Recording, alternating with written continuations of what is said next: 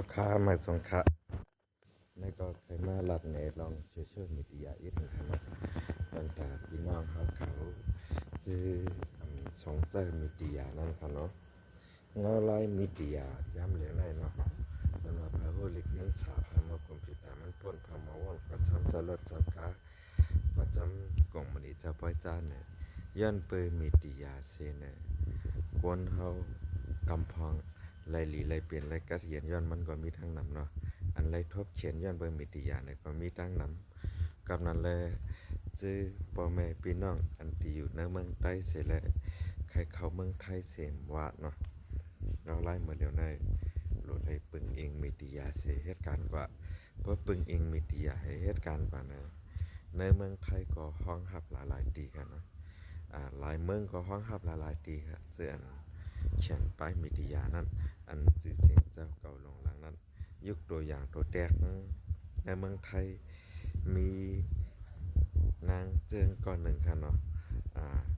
ขายของออนไลน์ไล่นำให้นะอันเป็นลูกวันก้นสนอ่อนกันกว่านอนไปหอบผ้าห่มเขานอนให้กว่านอนไปก็มีทั้งนำจ้าตีแน่ๆเนี่ยหนึ่งเกิดมาเป็นในใต้เขาเนี่ยหนึ่งเข้มมีตีตั้งหนังเนาะครับย้อนไปว่าใต้เขาค่ะเนี่ยอำไรมีวันมีเมืองมาแหร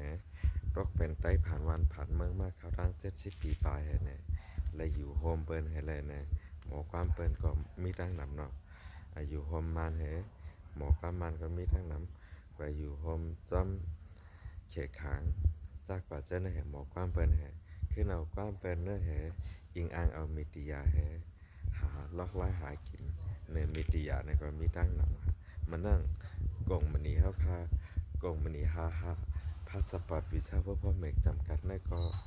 ใครไล่ก้นหลังเป็นหลายๆก็ค่ะเนาะเพราะก้นหลังในมันเด่นมีจังไหนค่ะเนาะเพราะกินเงินเดือนนะเงินเดือนแกแทบตัดกาคณะค่ะอยู่ที่15,000 วัตต์นะ10,000 วัตต์นะก็กลายเพราะเขากิน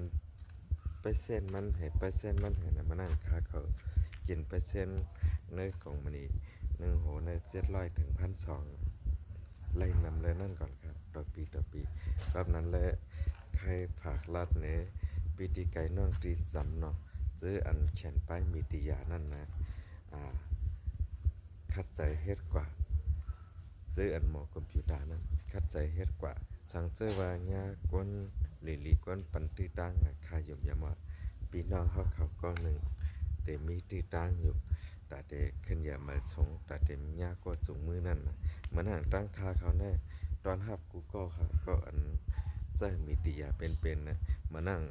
สายงานค่าอันเฮ็ดวัดเฮ็ดไว้จากว่าใจแน่นะอันใจมีติยาเป็นนะค่ามีปีแน่มี15ก็เนาะปีกายได้มี40ก็กำไรย้อนหางแล้วมันทำเครื่องกลางลดกว่านะก็เปิดอีกหนึ่งเงาไล่กูลองฮะมาเจอก็มักมีเหตุมือกว่ามันไปอยู่ในเมืองไทยมาเจอก็วันเมืองเป็นเอาหมักมือปล่อยที่เฮือนที่เย่เห็นไรมือกว่าในก็มีเนี่ยเนาะเจออันมือก็ตึกมีอยู่ก็นั้นแหละเจออันอยู่ในเมืองไทยเจออันมิตรยาลังนั่นขาเขาเงินหลีฮับดอนเนาะสั่งว่าใครเป็นตัวแดนสายงานขาเขาก็